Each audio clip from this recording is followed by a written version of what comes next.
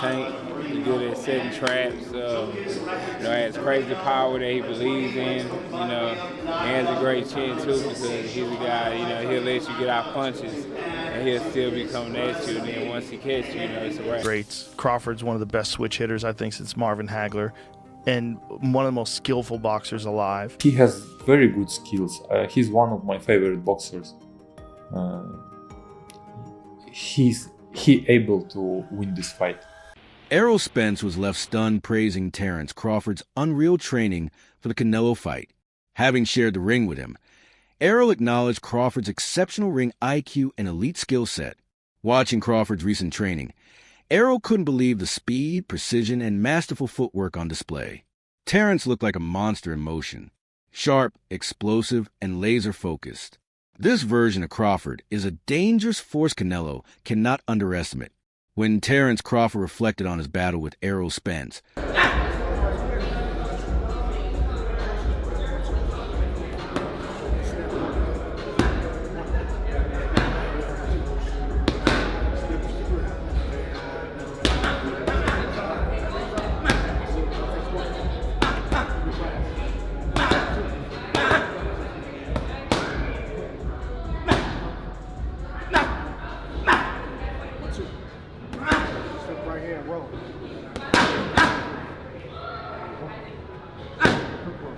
there was clear mutual respect between the two elite boxers.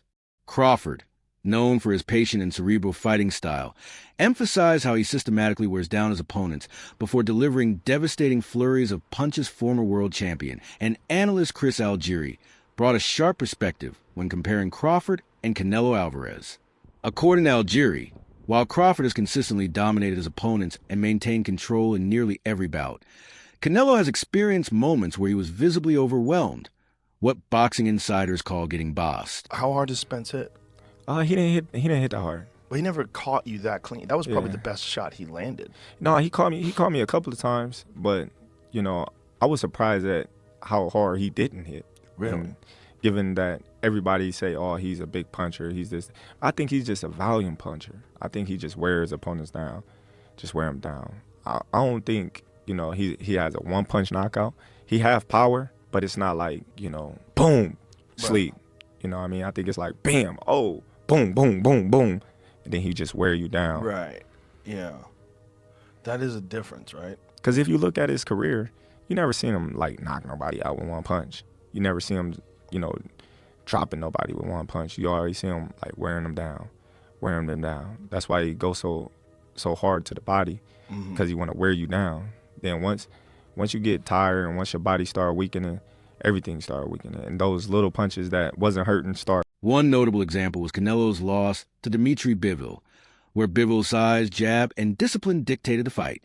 Algiers' point supports the notion that Crawford, though moving up in weight, possesses a style rooted in control, adaptability, and technical dominance. Traits that historically trouble even seasoned champions like Canelo veteran commentator Max Kellerman provided a balanced breakdown, stating that while both Crawford and Canelo have unique advantages, Crawford edges a contest when looking at recent performances and overall skill set. Kellerman highlighted that Crawford's timing, switch-hitting ability, and knockout power have peaked impressively in recent years. Crawford, who do you think can be the boss that night? When you talk about these two guys, you talk about two guys, number one, you can't boss me around. Yep. Two guys, you can't even look at me a certain way without me feeling some type of way. These guys now have set their sights on one another, Crawford and Canelo Alvarez. Obviously, we know the weight difference, but we've seen Crawford, looks like he's coming up slowly to that weight class and kind of acclimating himself in real time. How do you see that fight playing out? We're still pretty far away from that fight, and I'm going to hold my complete analytics on that. But I'll tell you this. Well, contrast and compare. Maybe not a pick. But I'll tell you this. I've seen Canelo pushed around. I've never seen Terence pushed around. So if we're talking about who's going to be the boss, I've never seen anyone boss Terence Crawford. I've seen Canelo get bossed. So that just psychologically, when you think about that, and this is a fight where I flip-flop on both guys because there's so many good points. Yeah, but he's 168. Yeah, but it's Terence Crawford. He's undefeated. Well, yeah, no, this guy's beating this, but stylistic. Even he hits him on the arm. There's so many different things you can talk about. But from a psychological standpoint, who's fresher, who's meaner, who wants it more? That's going to come into play.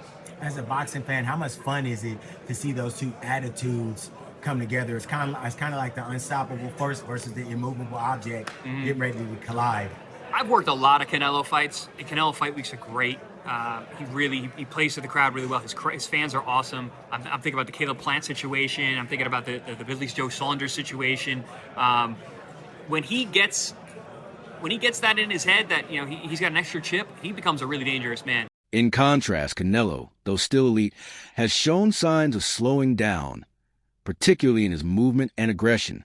However, Kellerman did not ignore Canelo's size advantage, which would be pivotal in clinches and trading shots. But when assessing totality of tools, speed, precision, defense, adaptability, Kellerman leaned toward Crawford as a more complete and currently sharper fighter. The dynamics of this mega fight are fascinating. On one hand, Crawford is stepping into unfamiliar territory by moving up in weight, which traditionally poses a risk to speed and stamina. On the other hand, Canelo, while experienced at this level, is no longer the same explosive force he once was. Recent fights have shown Canelo struggling to secure knockouts, favoring cautious control over the all-out pressure of his earlier days. Punching. But overall, I have to say Crawford. If you go down the list and ask me about tactical advantages, most of them are Crawford. What Canelo has is size, and as a result, physical strength and punching power. Canelo also has a great chin. But in terms of, if you want to go skill for skill, especially the recent version of Canelo, who's had to turn into a seek and destroy guy, who had to learn as his career went on to cut off the ring and not just follow guys around. Like Lara, Trout, Floyd, he followed those guys around. He had trouble because he's really a natural counterpuncher who wants you to come to him. But in recent years at super middleweight, he's gotten really good at cutting off the ring. Again, last fight notwithstanding. So as an overall suite of skills, recent vintage, it's been Crawford. Okay. But Canelo also is skilled and has a larger skeleton than Crawford. No matter what they weigh, Canelo's the bigger guy. Yeah. You briefly mentioned Canelo's power, so who I would assume Canelo has the You'd have to think, unless Crawford, Crawford was on a knockout streak until he moved up to junior middleweight and then failed to stop Madrimov. So, and Canelo, though he has not stopped anyone in a while, we've seen he's a real puncher at 68. As far as speed, who has a better speed? You would imagine Crawford, given the fact that he is the naturally smaller fighter. This suggests that while Crawford faces a physical test, Canelo's own decline in certain areas somewhat levels the playing field. If Crawford brings his best, sharp footwork, elite ring IQ, and stamina, he certainly has a path to victory.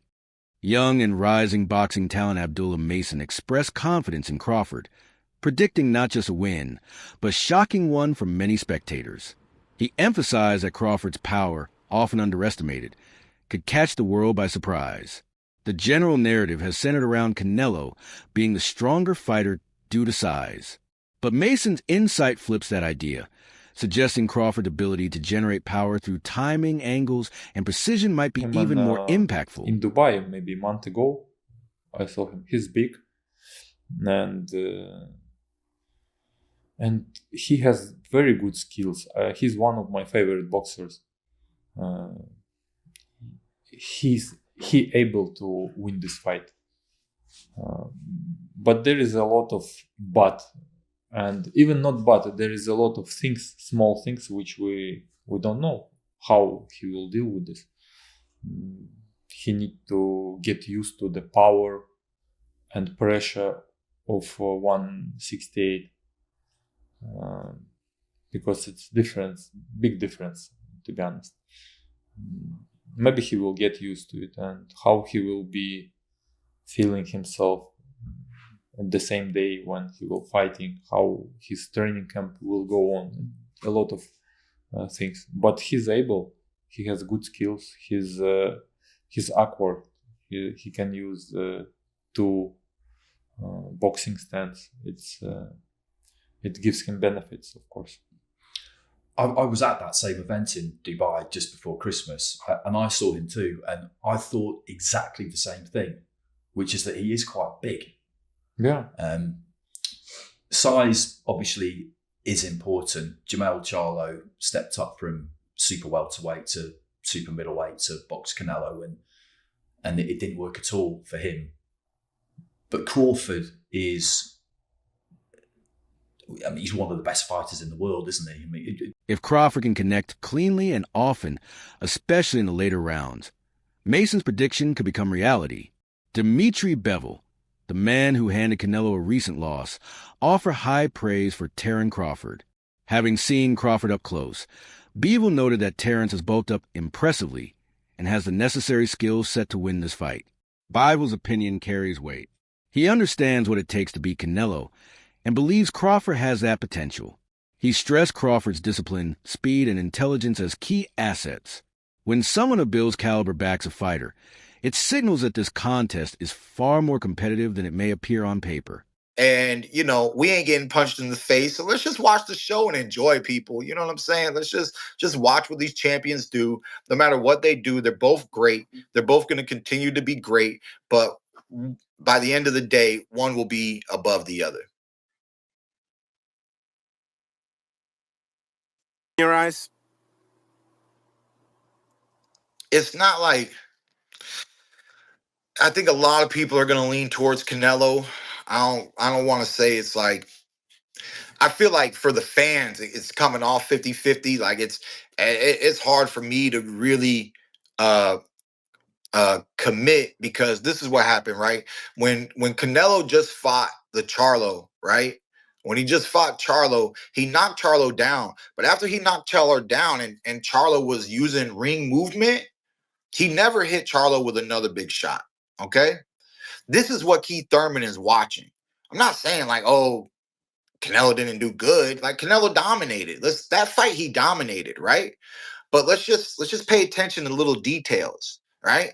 After he got dropped, he never got hurt again. Why, you ask? Why did Canelo not hurt him again?